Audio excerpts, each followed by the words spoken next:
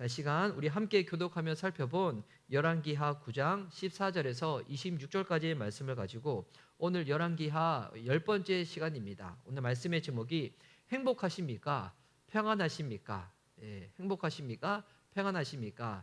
이렇게 우리 질문형의 설교의 제목인데, 자, 우리 한번 행복하십니까? 평안하십니까? 예, 제가 아멘을 되게 강요하는 것 같네요. 예, 실제로 믿음으로 선포하셔도 괜찮지만 여러분, 이 사람의 원초적인 욕망 중에 하나가 행복하고 싶은 거잖아요. 행복하고 싶은 거. 이거 이제 제가 이번 주일에도 좀 이 주제를 가지고 좀 나누고자 하는데, 사람들과의 관계 가운데서 좀 서먹해지거나 관계가 좀 이렇게 멀어지거나 이거 원하는 사람들 없을 거예요. 다 평화롭고 싶을 거예요. 근데 이제 저도 오늘 예배에 오면서 이렇게 라디오를 듣고 오는데, 이게 청년들이 이 명절 되면 늘 이게 스트레스 받는 게 있잖아요. 늘 질문들 받는 거 있잖아요. 너 언제 취업하냐? 너 언제 결혼하냐? 너 언제 뭐 하냐? 이런 질문들. 너무 스트레스 받지 않습니까? 그러면서 아까 그 라디오에서 제가 들었던 라디오에서 권면하는 거 있는데, 그런 답답형의 그 질문 던지지 말라고. 가장 최악의 질문이 있대요. 너 반에서 몇 등이냐? 너 대학이 어디냐? 뭐 이런 질문들. 제가 아까 라디오 들으면서도 저도 이거 진짜 혹여나 우리가 진짜 이게 우리가 의도치 않게 그런 실수들을 할 때가 있거든요. 그런 질문을 던지면 참 가정이 평화롭겠죠. 참 이 명절이 늘 기다려지겠죠. 그런 질문들로 인해 가지고 이 관계들도 깨지고 행복도 떠나가고 우울만 더 쌓이게 되고. 하여튼 모든 사람들이 원초적으로 다 추구하고자 하는 것들, 행복해지고 싶고 모든 관계가 평화롭게 되고 싶고. 여러분, 우리가 그렇게 해서 이것 때문에 왜 열심히 삽니까? 왜 그렇게 공부를 했고 그렇게 열심히 돈을 버는 겁니까? 따지고 보면 다 그것 때문인 거잖아요. 다 행복해지고 싶고 다 평화로워지고 싶어가지고. 근데 참 이렇게 안타까운 거는, 열심히 사는데 열심히 사는 거랑 행복이 꼭 비례한가? 그렇지 않잖아요. 열심히 살아도 불행한 사람이 있고요. 유명해지고 싶고 돈 많이 벌고 싶은데 왜 다 그러고 싶은 거예요? 행복해지고 싶어서. 근데 돈을 많이 버는 것, 유명해지는 것, 힘을 얻는 것, 이게 꼭 행복한 거랑 비례를 하는가? 그렇지 않다는 거예요.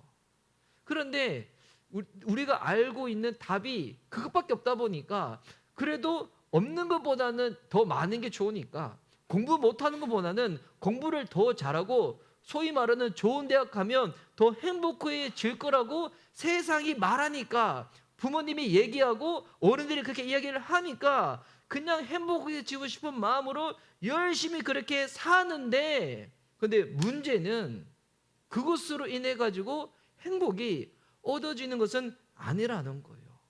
그래서 그런 말들이 있잖아요. 돈으로 침대는 살 수 있지만 잠은 살 수 없고, 컴퓨터는 살 수 있지만 두뇌는 살 수 없고, 집은 살 수 있지만 가정은 살 수 없고, 명품은 살 수 있지만 문화는 살 수 없고, 오락은 살 수 있지만 행복은 살 수 없고, 사람은 살 수 있지만 친구는 살 수 없고, 섹스는 살 수 있지만 사랑은 살 수 없다고. 그러니까 뭐 돈이든 권력이든 인기든 명예든 좋은 대학이든 무엇이든 하면 그것을 무언가 소유함으로 말미암아 행복이 임할 거라고 생각하지만 막상 어떠한가? 그렇지 않다는 거죠. 이게 리얼이죠. 진짜 현실이라는 겁니다. 그래도 우리는 여전히 열심히 삽니다. 왜?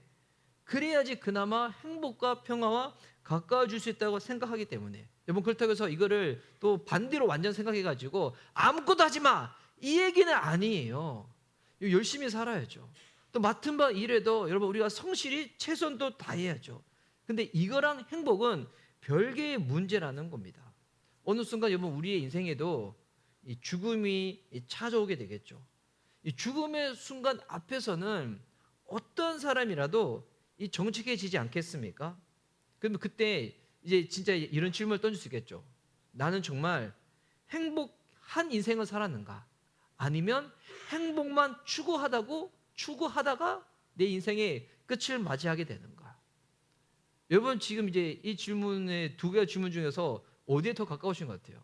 여러분, 행복에 더 가까운 인생이십니까? 아니면 행복만 추구하다가 그냥 지금까지 살아온 인생입니까? 어떤 것 같아요? 예, 어떤 것 같아요? 이따가 예배 끝나고 알려주세요. 오늘 이 본문은 죽는 이야기가 쭉 나옵니다. 오늘 읽었던 우리 본문에는 북이스라엘의 요람 왕이 죽고, 그리고 오늘 이제 읽진 않았지만 이 열왕기하 9장 27절 뒷부분에는 이제 남유대의 아시아 왕이 죽고, 그리고 요람 왕의 어머니인 그 지독했던 이스벨이 죽음의 순간이 딱 맞아들이게 됩니다. 그러니까 지금 세 명의 죽음의 이야기가 딱 나오는 거예요. 근데 이 세 사람이 당시 어떤 사람들이었어요? 왕이었어요. 또한 왕후였어요. 그러니까 당시 인생으로는 가장 많이 누리고 가장 많은 것들을 소유하고 지배했던 사람들이었습니다. 그런데 이들은 하나님을 등졌죠.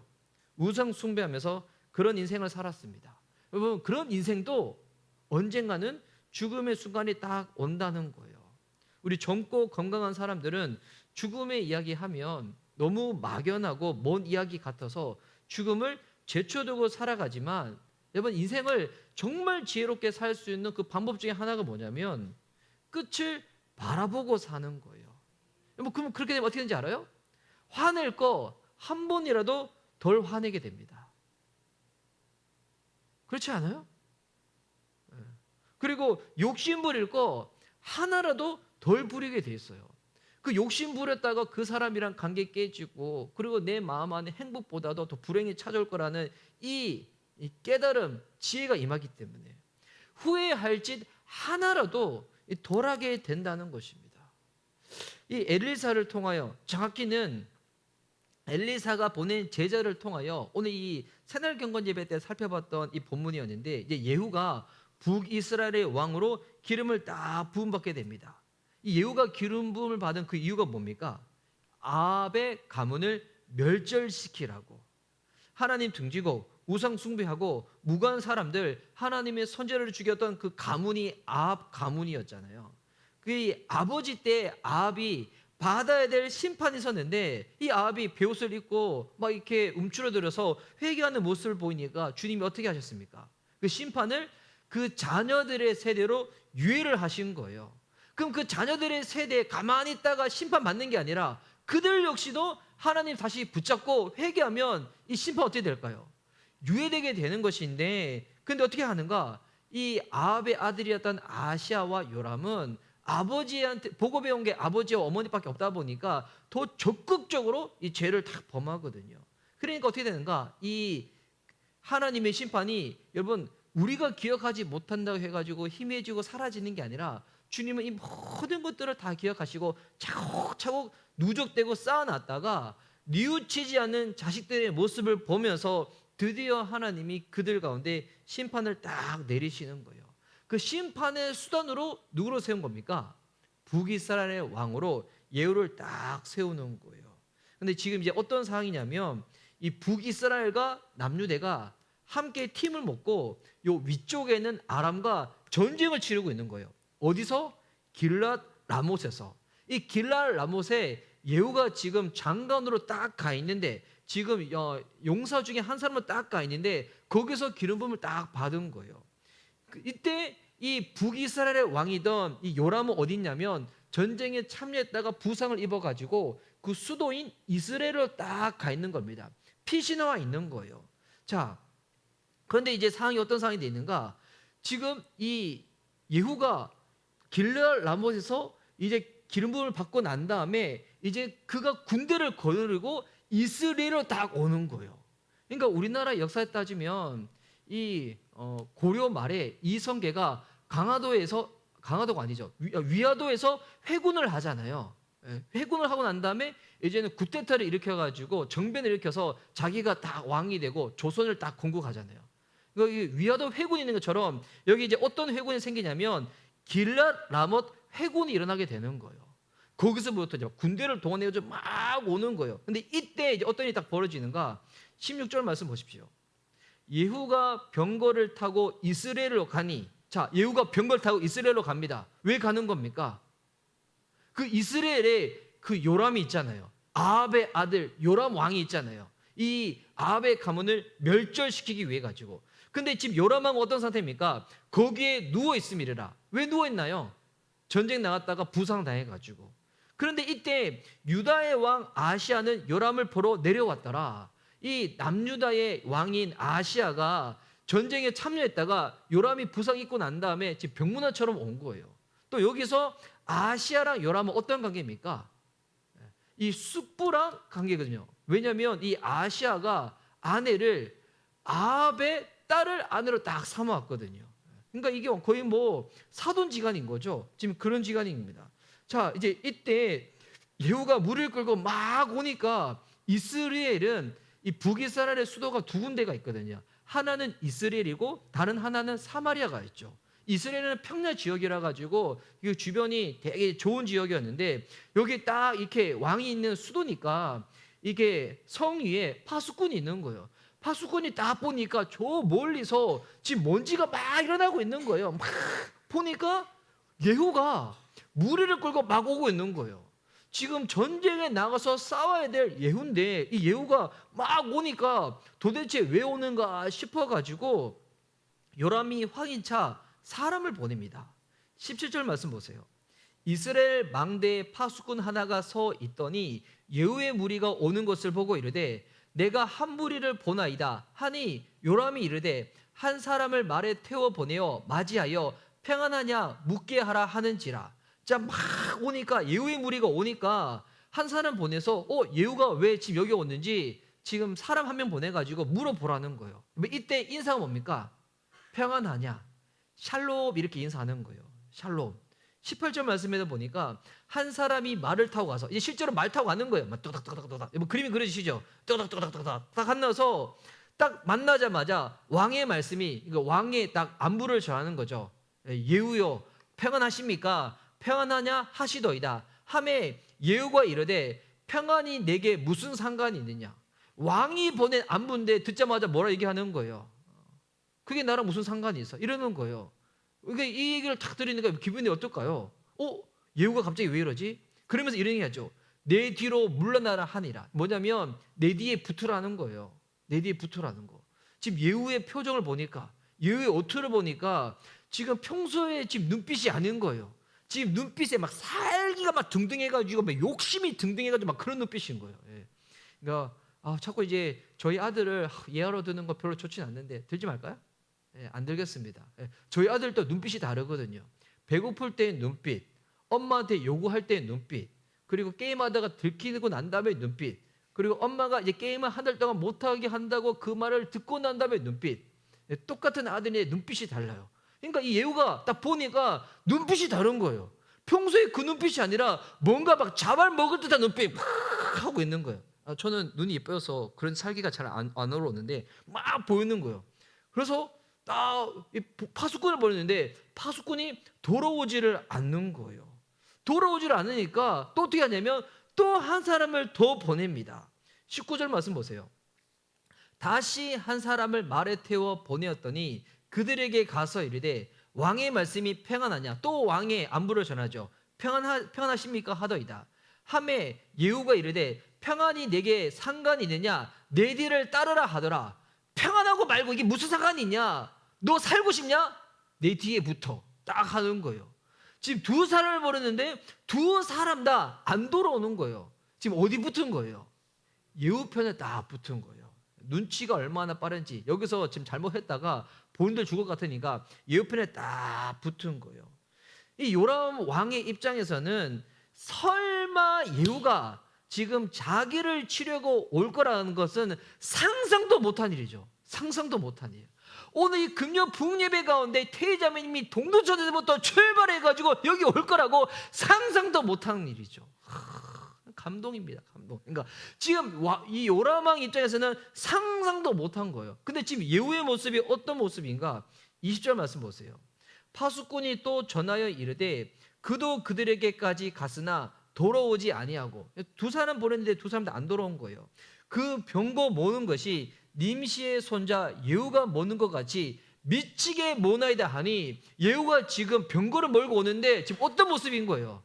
완전히 미쳐 있는 거예요. 미쳐 있는 거. 막 게임하고 싶은데 게임 안 시켜주는 엄마 바라볼 때 막 미쳐 있는 그런 애들의 모습처럼 막 미쳐 있는 거예요. 미쳐 있는 거. 막 예. 예전에 뉴스 중에 그런 게 있었거든요. 막 이렇게 PC방에서 애들이 막 게임하고 있는데 이 기자 한 사람이 애들의 상태를 확인하겠다고 갑자기 변압기 전화를 확 내려버린 거예요. 그러니까 PC방이 갑자기 정지된 거예요. 와, 그때 이게 뉴스에서 거의 나왔거든요. 애들이 막 터지는 그 온갖 이야기들 막 예. 그러면 솔직히 뭐 그래 좀 심했죠. 예. 지금 그것처럼 막 예후가 막 미쳐버린 거예요. 막 예. 예배드리고 싶어서 미친 게 아니라 내가 빨리 왕을 죽여서 내가 왕이 되어야 되겠다. 이게 막 미쳐가지고 확 오는 거예요.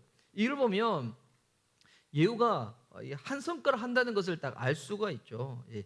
이런 상황에서 예후가 오니까 자기 수하에서 장관 중에 한 명, 용서 중에 한 명이 오니까 예후가 부상 중에서 어떻게 하냐면 직접 예후가 왜 들어오는지 알아보려고 나갑니다. 그러니까 예후가 아니라 요람이. 예. 그러니까 요람은 설마 예후가 지금 나를 치려고 오는 거구나 이런 생각을 하지를 못한 거죠. 부상 중에 본인 직접 나갑니다. 또 나갈 때도 혼자 안 나가요. 지금 병문안 온 남유대의 아시아 왕과 더불어 함께 나갑니다. 딱 만나는 거죠. 딱 만나서 인사를 주고받는데 21절과 22절 말씀 보십시오. 와, 요람이 이르되 메우라 하매 그의 병거를 메운지라. 이스라엘 왕 요람과 유다 왕 아하시아가 각각 그의 병거를 타고 가서 예후를 맞을세. 자, 왕의 병거를 타고 딱 가는 겁니다. 왕의 병거니까 이거 얼마나 좋고 화려하겠습니까?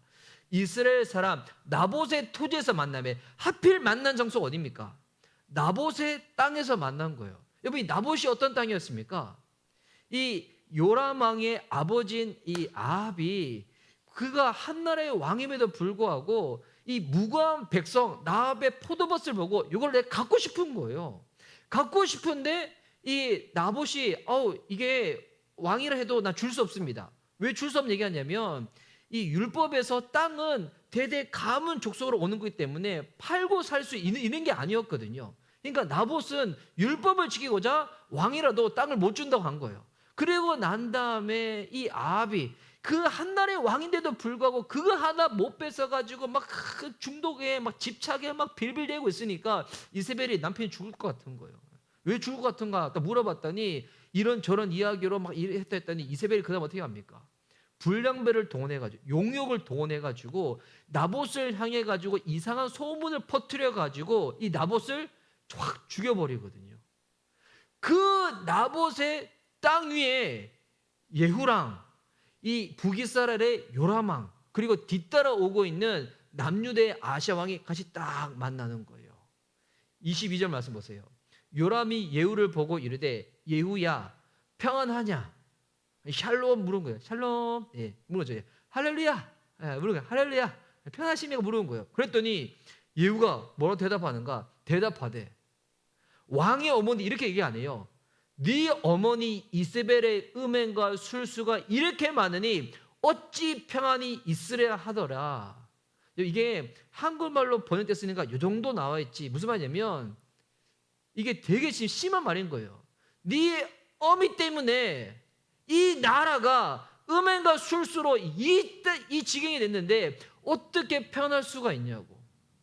그러니까 지금 왕의 어머니인데 왕후라고 이야기도 안 하고 뭐라고 얘기하고 있습니까? 네 엄마 때문에 이 나라가 이 지경이 됐는데 어떻게 평안할 수가 있냐고. 여러분 지금 이걸 보면 샬롬이라 이야기했죠. 지금 요람이 원하는 샬롬은 어떤 샬롬입니까? 자기가 왕으로서 자기 자리를 지키는 게 이 요람한테는 평안인 거예요. 자기가 하고 싶은 대로 자기가 주장하는 바대로 자기가 원하는 바대로 사는 게 요람이 원하는 평안인 거예요. 그것을 위해 가지고 권력도 쓸고 그리고 다른 나라는 정전도 싸우고 막 이러는 거거든요. 그런데 여기서 말하는 예후가 원하는 샬롬은 어떤 샬롬입니까? 너희 가문이 없어지는 게 평안이야. 네가 제거되어지고 사라지는 게 나한테는 평안이야. 이런 거예요. 지금 요람도 평화를 추구하고 있고요. 예후도 평화를 추구하고 있습니다. 근데 여기서 우리가 확인할 수 있는 게 뭐예요? 모두가 평안하고 싶어요. 모두가 행복해지고 싶습니다. 그런데 추구하는 방법이 완전히 달랐다는 거예요. 이럴 때 뭐가 일어납니까? 정쟁이 일어나게 되는 거죠. 정쟁이. 그러니까 전지팡이랑 비슷한 거예요. 이 정치인들 만나서 나오는 이렇게 뭐 프로그램들 보면 다 왜 정치인이 되려고 합니까? 왜 국회의원 되려고 합니까? 하면 다 한마디 얘기가 뭔지 알아요? 다 똑같아요. 보수나 진보나 다 똑같은 얘기를 합니다. 대한민국의 민주주의를 수호하고 이 법치를 지키기 위해서 그렇게 한다는 거예요. 다 똑같습니다. 그런데 이것을 만들고자 하는 방법들이 다르니까 뭐가 일어나는 겁니까? 이 정쟁이 일어나는 거죠. 여러분 이거 보면 예수님 믿는 사람이다, 예수님 안 믿는 사람이다, 많이 소유한 사람이나 그렇지 않은 사람이나 부유한 사람이나 그렇지 못한 사람이나 키 큰 사람이나 키 작은 사람이나 머리숱이 풍성한 사람이나 그렇지 못한 사람이나 동두천에 사는 사람이나 서울에 사는 사람이나 대한민국에 사는 사람이나 다른 나라에 사는 사람이나 모든 사람들은 다 행복해지고 싶어요. 모든 관계 가운데 평화를 원합니다. 그런데 여기서 중요한 거, 그것을 얻기 위하여 사람들이 사용하는 그 방법들은 다 다르다는 거예요. 그래서 사람들이 어떻게 합니까? 어떤 사람은 돈이 많으면 행복할 수 있다고 생각하다 보니까 돈에 그렇게 매달리는 거고, 어떤 사람은 힘으로 지식으로 사람과의 네트워크가 된다고 생각하니까 그것을 그렇게 추구하는 거고, 그러니까 각자 나름대로 행복해지고 싶으니까 각자 나름의 방법으로 그렇게 열심히 그것을 맹목적으로 추정하며 사는 거예요. 물론 사람의 실력과 정도에 따라서 많이 원하는 목표대로 올라가는 사람도 있고 올라가지 못한 사람도 있고, 올라가지 못한 사람은 올라간 사람들 보면서 부러워하고 올라간 사람들은 그러지 못한 사람들 보면서 우쭐대지만, 실상 그 마음 안에 진짜 행복, 진짜 평안, 진짜 평화가 임할까요? 이거 진짜 솔직해지는 순간은 언제냐면 저는 죽음의 순간이라고 생각해요. 그때 이 두 가지 질문이 자기 인생 가운데 던져질 때, 나는 정말 행복한 사람이었는가? 아니면 행복해지려고 추구만 하다가 죽어버리는 인생인가? 진짜 본인이 그때는 솔직해지겠죠. 근데 이때 우리 그리스도인이라면 이 평안하십니까? 행복하십니까? 이에 대한 분명한 대답을 가지고 있어야죠. 우리는 알잖아요. 행복해지는 거? 평화로워지는 거? 이거는 사람이 노력해서 무언가 열심히 해가지고 얻을 수 있는 것이 아니라는 거예요. 물론 우리의 일상의 작고 소소한 부분들을 통하여 우리가 기뻐할 수 있어요. 행복할 수 있어요. 근데 여기서 제가 말하는 행복과 기쁨은 존재적인 행복과 기쁨이에요. 그러니까 존재적인 행복과 기쁨은 뭐냐면 많이 가지든 적게 가지든 그와 상관없이, 사람이 알아주든 안 알아주든 그와 상관없이 그냥 존재적으로 누릴 수 있는 그 기쁨, 그 행복. 이게 목회자로 따지면 그런 거죠. 개척교회 목회인데 내가 열심히 사역을 함에도 불구하고 교회가 성장되지 않아. 그래도 내가 하나님의 사람으로 누리는 그 행복, 교회가 성장하든 성장하지 못하든 그와 상관없이, 그와 아무런 상관없이 행복한가? 평화로운가? 만족스러운가? 이 질문 가운데 우리는 답할 수 있잖아요. 이거는 하나님만 주신다는 거, 하나님만으로만 가능하다는 거. 더 구체적으로 이야기하면 하나님과의 관계에서만 인간은 인간으로서 누릴 수 있는 그 행복, 그 평화, 그 기쁨, 평안을 누릴 수가 있다는 겁니다. 여러분 이거 아멘이시죠? 여러분 아멘이시죠? 예, 여러분 이에 대해서 아멘 못하면 우리 지금까지 예수님 이거 다 헛방이야. 예, 다시 예수님 제대로 믿어야 돼. 여러분 진짜 그리스도인들은 하나님과의 관계에서 이거 누릴 수가 있는 거예요. 하나님과의 관계에서. 그래서 여러분 우리 그리스도인들이 우리 아무리 분주하고 쫓기는 삶을 사는 가운데서도 우리가 이거 안 놓치려고 늘 붙잡으려고 하는 게 있잖아요. 그럼 뭐겠습니까? 주님과의 관계. 주님과의 관계. 그래서 이거 놓치지 말라고 태희자매님이 큐티 본문을 올려주는 거고, 우리 예지 자매가 우리 성경 통독 본문도 올려주는 거고, 우리 주님 앞에서 우리 경건한 삶을 루틴으로 만들어 보자고 새날 경건 예배도 제가 링크 주소를 올려드리는 거고, 여러분 그것 자체가 여러분 중요한 게 아니라 그것을 통하여 하나님과의 관계가 느슨해지지 않도록 그렇게 나아가자는 거예요. 나아가자는 거. 여러분 세상에서 진짜 중요한 거는 부담스러워요. 지금 내가 뭔가 하는데 부담이 된다, 뭐 바꿔 이렇게 생각하시면 돼요. 여러분 진짜 중요한 일을 하고 있는 거예요. 큐티 보면 올리는 거 부담 됐어요? 안 되세요? 네. 부담 안 돼요? 아, 예. 수준이 달라. 천상계. 예, 천상계. 예, 저는 새날경건 예배 드리는 거 좀 부담될 때 있거든요. 설교 준비하는 거 부담될 때가 있거든요. 물론 말씀을 전한다는 것 자체에 있어서는 설교자로서의 기쁨도 있지만, 근데 이에 대한 중압감이 있거든요. 여러분 무언가 내가 할 때 부담이 된다. 큐티 올리는 것은 부담이 되지만 큐티 자체를 하는 건 어때요? 부담될 때 있죠. 예, 그게 그 부담될 때가 있대요. 예. 성경 통독하는 자체 부담될 때 있어요, 없어요? 부담될 때 있죠. 예, 중학생도 있대요. 이게 있는 거거든요. 근데 여러분 왜 부담이 될까요? 중요하기 때문에. 진짜 중요하기 때문에. 여러분 그때 깨달으시기 바랍니다. 내가 중요한 존재구나. 내가 중요한 일을 감당하고 있구나. 하나님과의 관계를 놓치지 않기 위해 가지고 우리가 그것을 붙잡는 거잖아요. 만약 아무리 세상에서 내가 원하는 모든 것들을 이룬다고 할지라도 주님과의 관계가 무너졌다. 예전에 그때 청년의 때에 아니면 뭐 학창시절 때 그때는 막 기도하다가 내가 뜨겁게 주님과의 막 임재도 누리고 막 기쁨도 충만하고 하나님만 생각하면 막 눈물이 줄줄 흐를 것 같고 가슴이 뭉클해지고, 근데 이게 그때만 그래.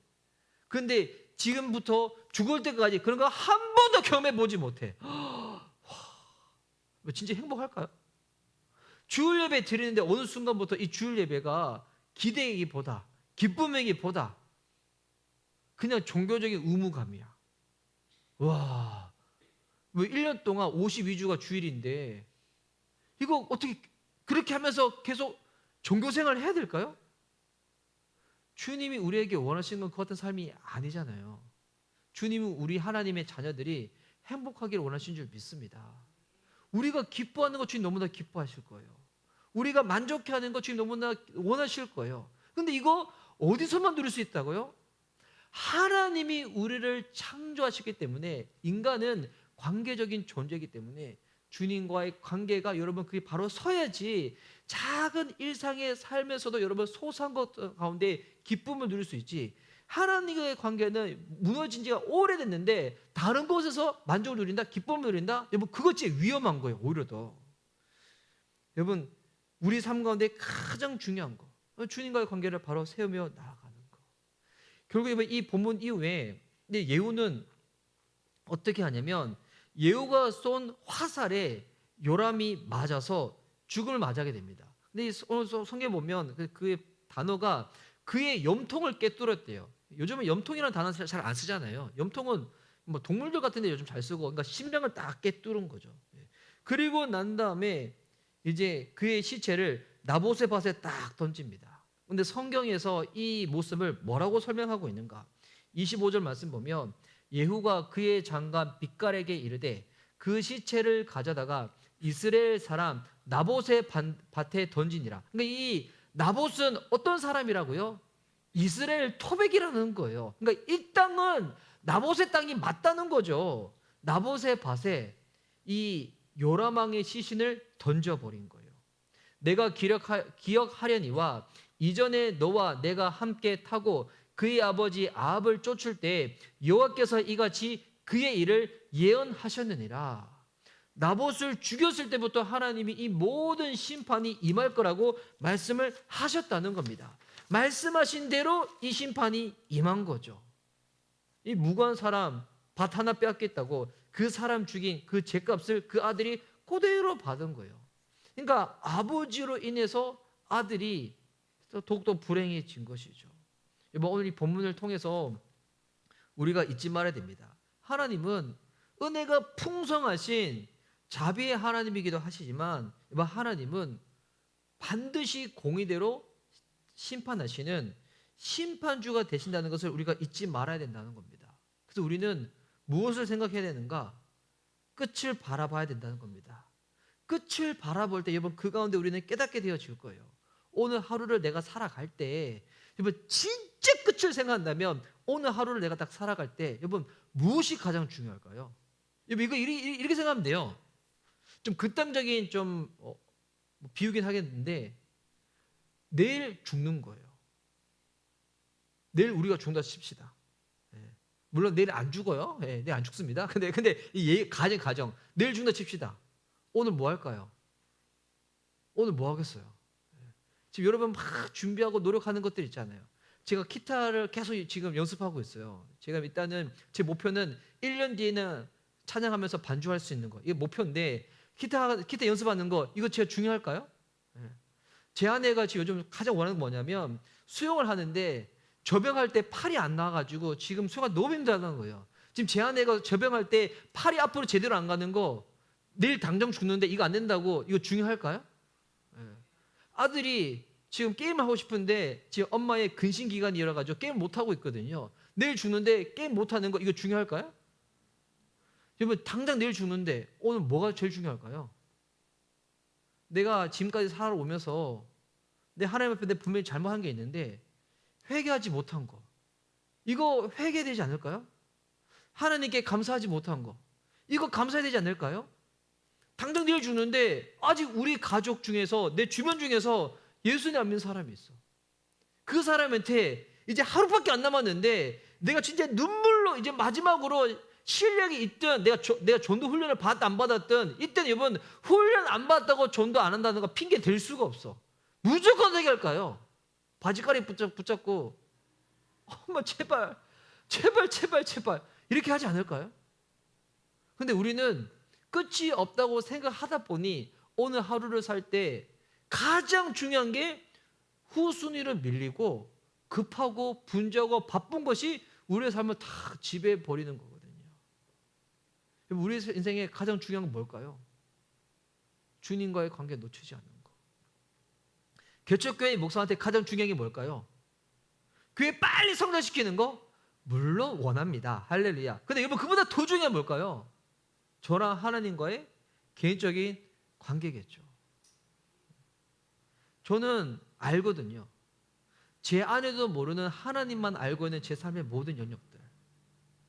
하나님 알고 있는 제 안에 제 생각 속에 있는 그 모든 것들. 하나님 다 아시거든요. 근데 이 생각 가지고 주님 앞에 내가 어떻게 갈 수 있을까? 내가 예전에 했던 그거 물론 하나님이 진짜 용서해 주셨지만 근데 여전히도 내 안에 이 들끓는 죄성으로 인해 가지고 자꾸 빼내지 못한 내 안에 그 잘못된 습성들 이거 어떻게 될까? 주님 만나기 전에 이거 진짜 붙잡고 주님 앞에 회개하지 않을까요? 울며 불며 하지 않을까요? 그리고 진짜 하나님께서 내게 허락하신 귀한 존재도 있는데 근데 가족과의 관계가 어그러져 버려서 용서하지 못하고 있어. 뭐 그 상태로 죽음의 순간 맞이할까요? 내가 정말 용서해야 될 사람인데 용서하지 못해가지고 마음이 계속 생각할 때마다 부담되는 사람이 있어. 내가 그리스도임에도 불구하고 근데 심지어 그 사람이 같은 교회 안에 있는 사람이야. 예전에 같이 신앙생활 했던 사람이야. 그거 풀지 못한 상태에서 그냥 죽음의 순간 맞이하게 될까요? 안 그러겠죠. 하루 남았더라면. 여러분 그래서 끝을 바라보면 우리가 후회할 거 하나라도 덜 하게 되고요. 우리가 하나라도 더 용서하게 되고요. 한 명이라도 더 사랑하게 되고요. 한 사람에게도 더 전도하게 될 것입니다. 여러분 그것 가운데 무엇이 우리로 하여금 진정한 행복을 가능하게 하는지 무엇이 진정한 내 마음 가운데 평안과 평화를 허락해 주는 것인지 이것 가운데 우리가 더욱더 진솔하게 나가겠죠. 야 이거 내가 할 수 있는 게 아니구나. 이거 하나님이 하셔야 될 영역이구나. 하나님과의 관계 가운데서 내가 이것을 충만히 누리고 난 다음에 내가 다른 사람들 가운데도 이것을 나눠줄 수 있고 소개할 수가 있는 거겠구나. 여러분 우리가 살아가는 동안에 이 관계가 충만해지지 않아요. 주님과의 관계가. 그러면 주님이 여기서만 우리가 머물지 않고 그 다음 스테이지, 그 다음 상태로 우리를 딱 인도하시거든요. 이제 뭘 깨닫게 될까요?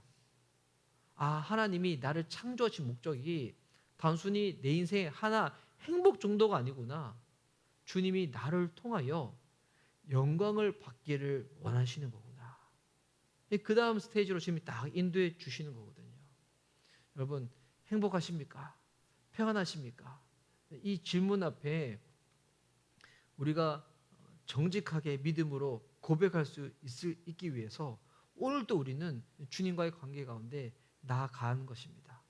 하나님, 주님과의 관계 놓치고 난 다음에 그 어떤 곳으로도 내 안에 있는 그 만족과 행복과 기쁨을 누릴 수 없다는 것, 이에 대한 분명한 결론을 딱 내고 아무리 분주하고 바쁜 일상의 삶을 살지라도 우리 미션 리바이벌 교회 성도님들 경건이 루틴화 될 수 있도록, 주님과의 관계가 루틴화 될 수 있도록, 그게 깨지지 않도록 이번 날마다 주님 앞에 나아가기를 힘쓰는 저와 여러분 됐으면 좋겠습니다.